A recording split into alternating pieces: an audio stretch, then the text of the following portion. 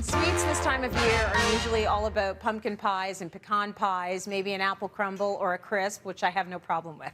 All delicious. But our next guest wants us to think outside the box. Pastry chef Adjoa Duncan is here with a delectable Ghanaian street food dessert that comes in the form of a donut. What could be better?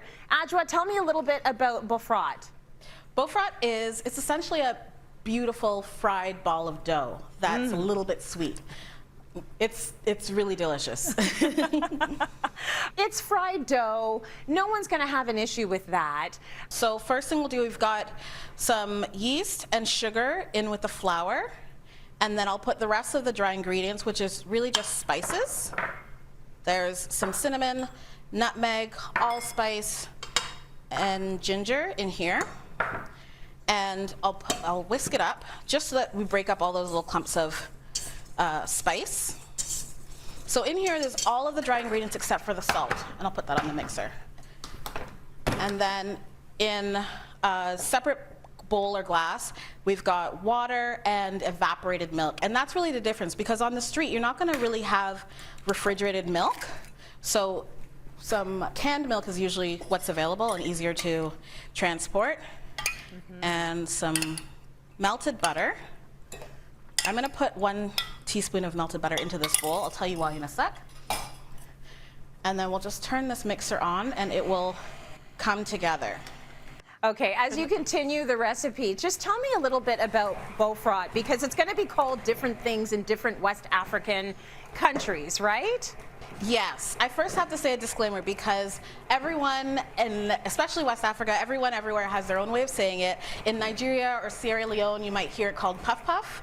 In Ghana, it's Bofrot. It's also Bofrot sometimes. It just depends on the accent or who's saying it. And even in Ga, you might hear tuba. And I'll tell you, I called my mother to make sure that I was saying it right, and she said, "Oh, they won't understand you in your accent anyway, so just say whatever." We do the best we can. Okay. I do. What's the next step in the recipe? So you can see there it's pretty cleaned up, but I've got one here beside. And once the dough is sort of cleans it up, and then you put it into the bowl. I like to flip it around so you get some butter on both sides. I've buttered the bowl with that melted butter in here. Flip it over, and once you put your finger into it and it starts to bounce back real quick, that's when you know it's ready. Okay. So we'll just put this aside until you want it to double in size approximately. And we've got one here that is ready. How long does that usually take, Adjoa, for it to double in size? That is a good question, Tracy. It's anywhere from, sometimes it takes an hour to 2 or 3 hours, depending on how hot your kitchen is. I sort of break it up into 2 logs, but it makes about 14 pieces. So if I take these 2 logs and I cut each of them into about 7, or 6.5, whatever we've got here. You'll take 1 piece and pull the 4 sides in. Okay. And you can either flip it and roll it on the bench, not a very floured surface, or you can pull the 4 sides in and then put it on its side. And with the side of your hand here, you're going to just sort of roll it to seal that end. We'll leave them to rest for a little bit. Okay. While these are resting, I'm gonna make the coating. So I think a couple of the ones you might have there have some spiced sugar. So this is the same spices that are in our dough. So there's ginger, cinnamon, nutmeg, clove, and allspice. And we'll just mix these up and have it ready. And then the other one is a pumpkin glaze. I'm gonna mix up with this. See, that's nice, because you're sort of incorporating that North American type of, the pumpkin spice situation around this time of year. Everybody goes insane for it. So you're throwing that into, West African recipe, which is nice.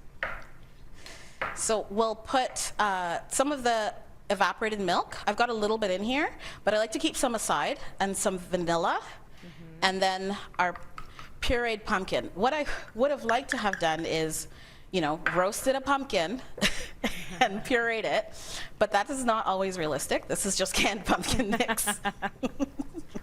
Nothing wrong with that. You'll be glad to know, Tracy, it does happen to me. Good.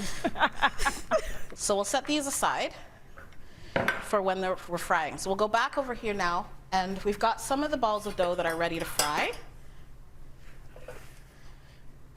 And you want the oil to be not too hot. Like ideally you want about 325, 350. But I wouldn't get too stressed out about it because you have to remember these are being done on the side of the road over hot coal. So it's not like they're normally, someone's pulling out their thermometer to check. So what I've done here is I've actually just cut a strip of the paper around the dough, and you just sort of place it in. Okay. It really doesn't take very long.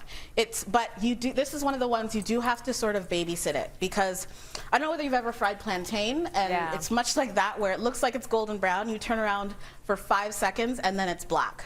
So you kind of have to babysit it, and then and turn it around, and because you don't want it to get too brown on one side, and then have to do too much on the other.